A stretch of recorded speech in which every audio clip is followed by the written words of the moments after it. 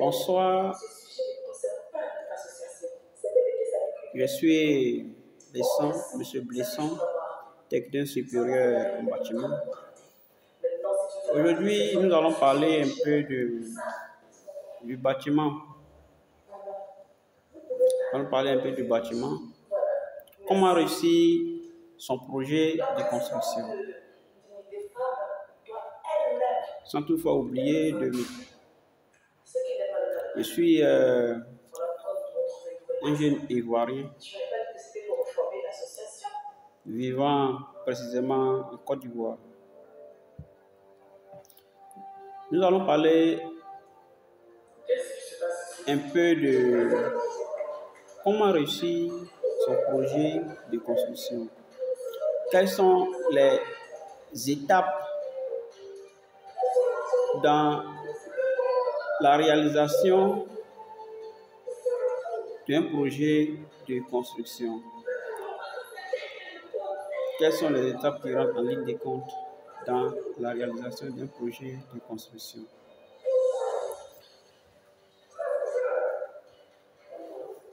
Il est très facile, aussi très difficile pour certaines personnes d'acquérir un terrain.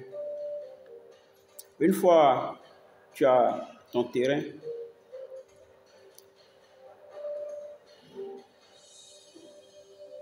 la première des choses à faire est de chercher à faire un ACD. L'ACD représente en quelque sorte la carte d'identité nationale du terrain. Si on doit faire cette comparaison. L'ACD est un document vraiment très important pour le démarrage de vos projets. Puisque sans l'ACD, vous ne pouvez pas aller au permis de construire.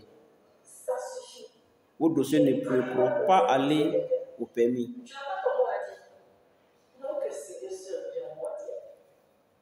Aujourd'hui, vous avez un terrain. La première des choses à faire est de contacter un professionnel du domaine. Vous contactez un architecte. Ce dernier va vous conduire vers les différents spécialistes du domaine. L'architecte va vous amener, va vous conseiller de faire une étude de sol. L'étude de sol ici, son rôle c'est quoi? Et en quoi est-ce que l'étude de sol est importante? Vous voyez un peu, l'étude de sol nous permet de déterminer la contrainte du sol, c'est-à-dire la capacité que le sol peut supporter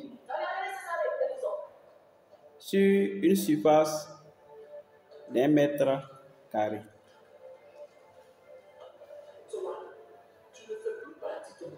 Je prends un exemple. Vous voulez construire un bâtiment R en hauteur, un bâtiment R plus 5. Vous venez, sans faire d'étude de sol, vous commencez à construire. À la longue, qu'est-ce qui va se passer? Le bâtiment, peut-être qu'il est posé sur un sol qui n'est pas stable. Le bâtiment transmet une charge au sol. Et si le sol ne peut pas supporter cette charge que le bâtiment transmet, le bâtiment descend. D'abord, même si l'étude du sol a été effectuée, le bâtiment descend à quelques centimètres. Peut-être 1 cm, 2 cm. Le bâtiment descend. Si l'étude du sol n'a pas été effectuée, vous allez voir que vos bâtiments vont descendre peut-être à 15 cm, à 20 cm. Et vous allez voir vos murs fissurés. Vous allez voir vos murs fissurés. Il y a des fissurations, les micro-fissures. Là, ce sont les petites fissurations qui sont issues de l'enduit, ce que vous appelez crépissage. L'enduit au mortier de ciment. L'enduit au mortier de ciment, quand il est trop mouillé, au séchage, le retrait rapide d'eau, puisque les panneaux sont exposés aux intempéries, le retrait rapide d'eau dans le mortier, dans ce que vous appelez crépissage, on appelle ça le mortier en termes techniques, dans l'enduit, vous allez voir que il y a les petites fissures dessus. Et par moment,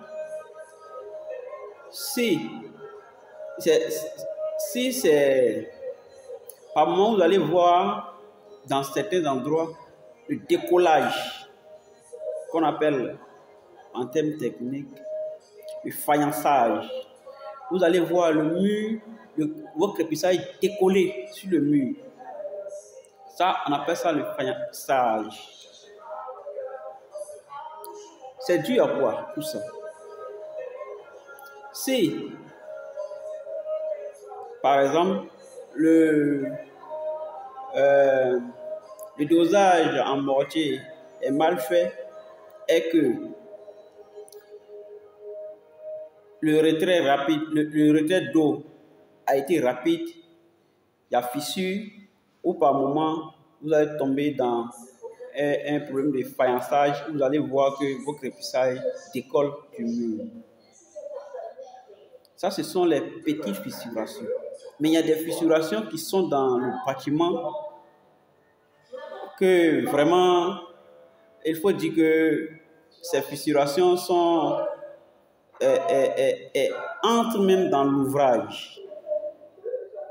Tu vois ton mur est fissuré à l'intérieur et quand tu sors, tu vois la même fissure à l'extérieur. Il faut commencer à craindre pour ton bâtiment. Parce que ces fissures sont issues de la mauvaise mise en œuvre du projet, de vos bâtiments.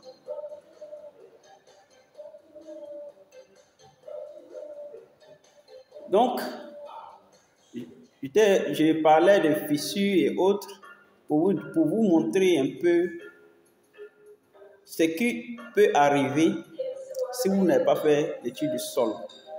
Et ça peut même aller à l'écroulement de vos bâtiments. Vos bâtiments vont tomber. Vos bâtiments vont tomber parce que le sol ne supporte pas. Ça, c'est une cause qui peut faire tomber vos bâtiments. Il y en a plusieurs.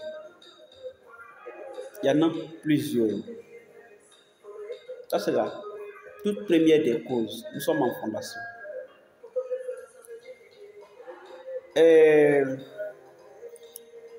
On va repartir sur...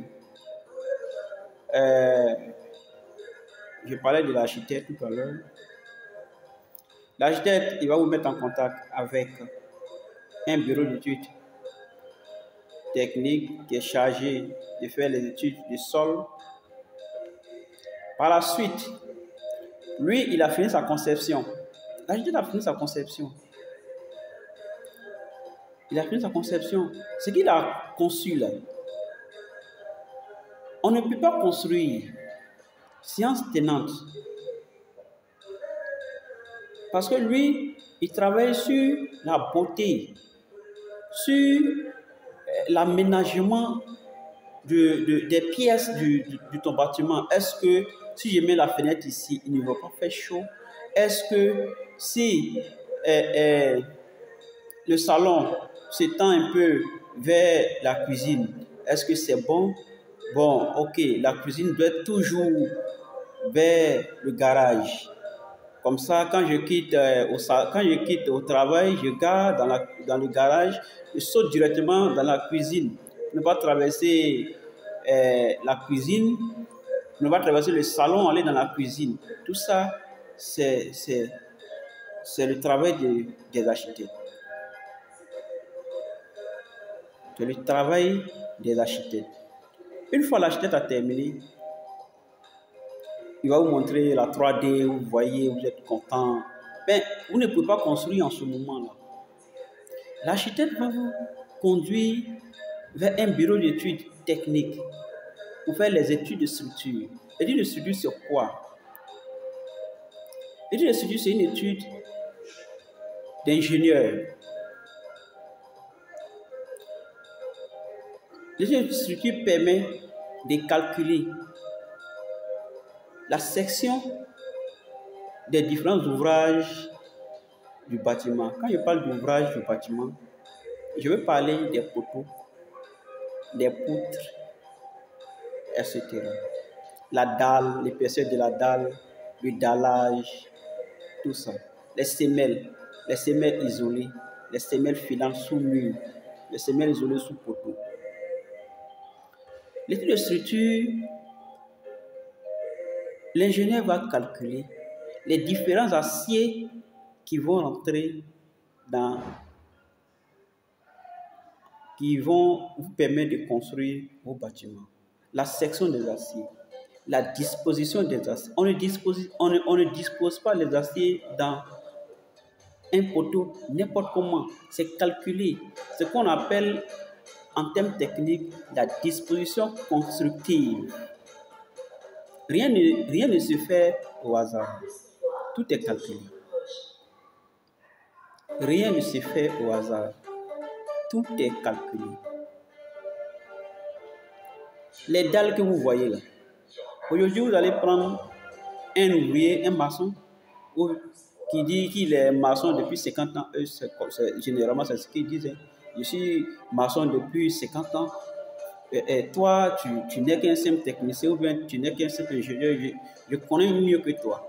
Vous savez, dans cette vie, personne n'est fort que son ami. C'est juste les idées de tous ces intervenants. On met ensemble pour réussir un projet. Sans l'ingénieur, on ne peut pas faire d'immeuble. Sans l'architecte, on ne peut pas faire un projet réussi. Sans les techniciens supérieurs, l'architecte et l'ingénieur ne peuvent pas être sur chantier à tout moment pour travailler. Parce que c'est les techniciens supérieurs qui sont le conducteur des travaux généralement sur les chantiers. Et les techniciens supérieurs étant sur les chantiers,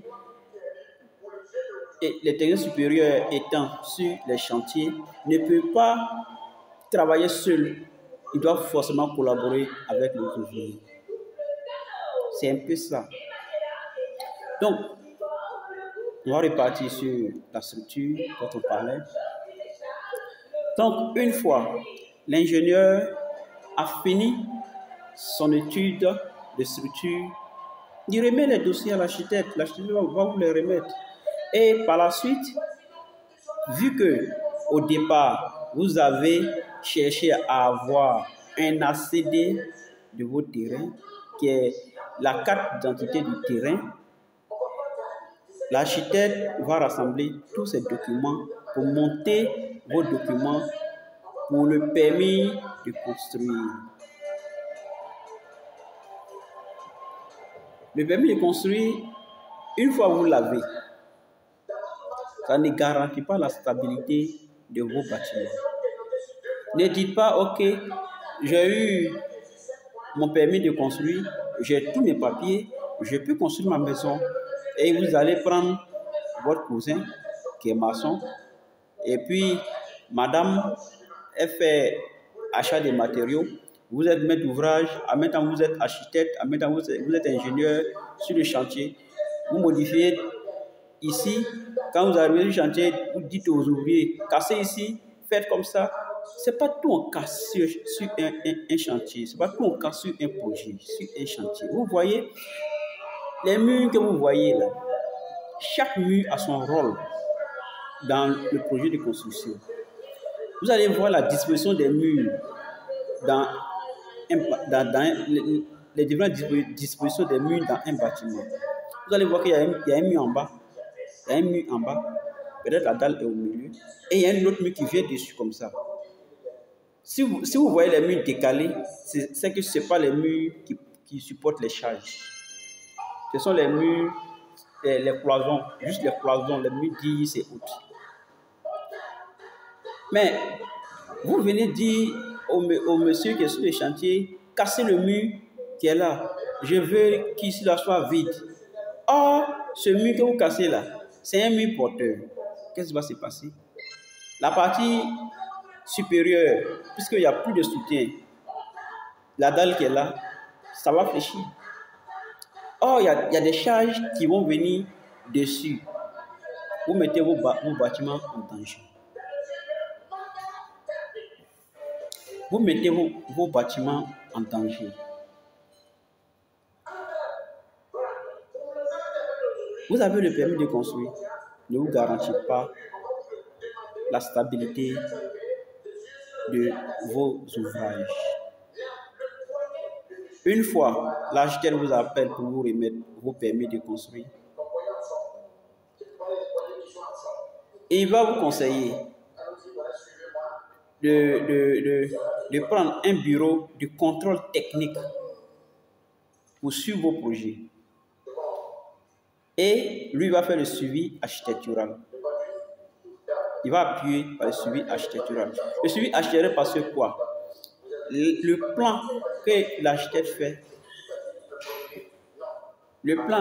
l'architecte fait, dans la mise en œuvre, ceux qui sont sur chantier là, on voit ça toujours sur les chantiers. Les ouvriers ne respectent pas dans la totalité ce que l'architecte décide. Et par la suite, la beauté, quand vous avez monté en image, vous n'aurez pas ça. Vous aurez autre chose que ce qui était prévu. Donc c'est pour cela qu'il est nécessaire. Et l'architecte aussi conseille sur la qualité des matériaux. Ok, ici, le salon, prenez tel type de carreaux. Les carreaux, quand je prends les matériaux que vous voyez là, chaque matériau a ses caractéristiques. C'est pour cela souvent dans les suivis des chantiers, on demande généralement les fiches techniques des matériaux. Vous allez voir du carreau. Vous voyez le carreau, c'est bien joli, ça brille bien. Vous mettez ça dans vos salons et au bout de quelques temps, vous allez voir qu'il y a le rouge qui est sorti. La partie grise qui était là a disparu. Il y a des côtés qui sont devenus rouges. Ça, ce sont les carreaux, ce pas les bons carreaux. Vous allez voir, vous allez appeler un vendeur de carreaux pour lui dire, ok, j'ai besoin du grès cérame en pleine masse, antidérapant, ou bien j'ai besoin du grès cérame vitrifié.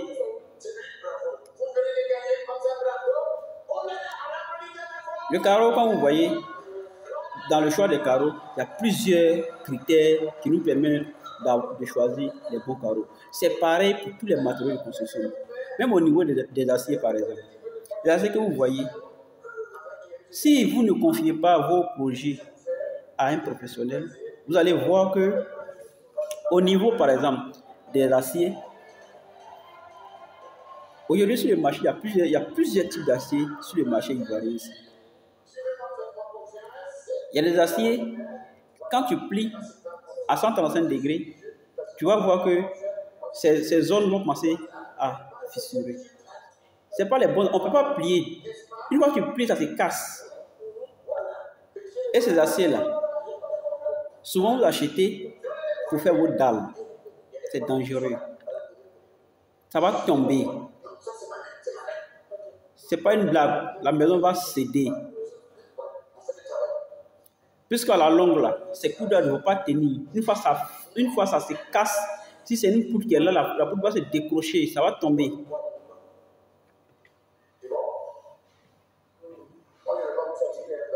Ça va tomber. Donc, c'est pareil pour tous les matériaux de construction. Une fois vous avez l'architecte vous envoie vers un bureau d'études techniques, vous allez voir le suivi architectural. Le suivi architectural, c'est un suivi architectural technique et budgétaire. Le suivi purement technique au niveau des bureaux d'études, ils vont se concentrer sur la structure de l'ouvrage. Je prends un exemple simple.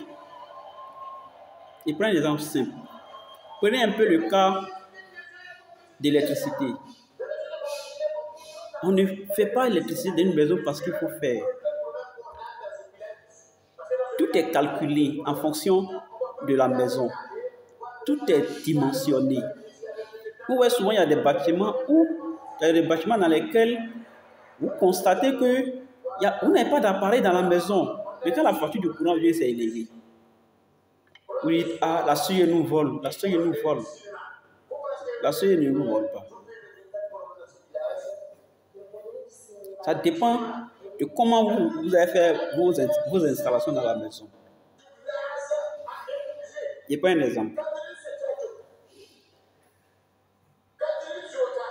Vous installez dans un immeuble, vous prenez un immeuble où rien n'est fait comme le dimensionnement de l'appareillage et des fils. Les fils que vous voyez, la section des fils est calculée en fonction des pièces, en fonction des appareils qui seront dans la maison. Tout est dimensionné.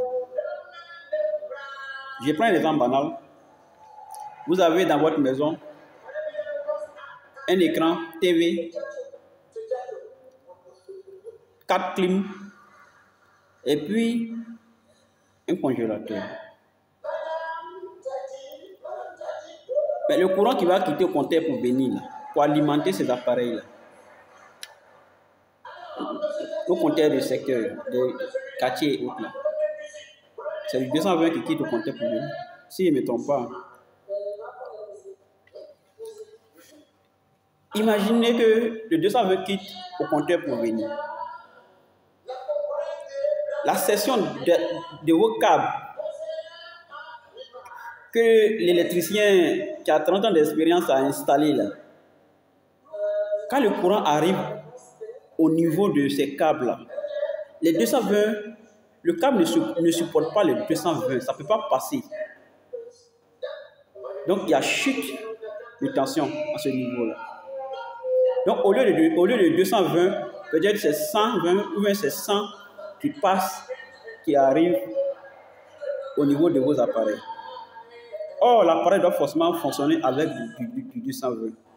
Donc, vu qu'il y a 100 qui sont partis, il y a encore 100 qui s'en vont, et il y a les 20 qui vont partir maintenant en dernière position pour faire les 220. Le courant est quitté au compteur 3 fois. Au lieu d'une seule fois qu'il doit partir, le compteur ne fait que tourner. Donc, ça là, quand la facture va venir, ça ne sera pas du jeu au fait. C'est un peu ça. C'est un peu ça. Ça ne sera pas du jeu.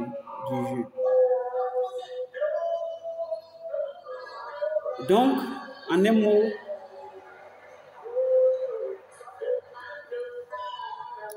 cette vidéo, je l'ai fait pour que dans l'intention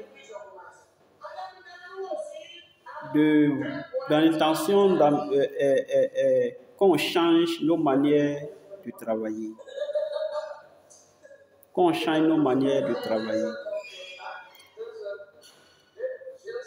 Pour toute personne qui a besoin de conseils, peut me contacter à tout moment, que ce soit de façon directe ou de façon indirecte. Je suis disponible. Vous pouvez laisser un commentaire, laissez vos contacts en commentaire. On peut échanger à tout moment. Même si je ne suis pas sur place, qu'il y a des conseils à vous apporter, je peux toujours vous apporter des conseils. Je préfère ça que d'attendre un jour, 2 jours, les bâtiments sont tombés là-bas, il y a eu 2 personnes qui sont restées dedans, c'est pas bon. Vous voyez le ferraillage, une fois le ferraillage d'un ouvrage en béton armé est mal fait, celui qui est en train de faire ce travail-là, dans sa tête, il doit mettre dans sa tête qui va tuer les gens. Puisque ça ne va pas tenir, ça va céder. Et quand ça cède comme ça, une fois le truc est habité, c'est la catastrophe. Aujourd'hui, nous allons nous arrêter là pour cette vidéo. Je vous remercie. Ciao.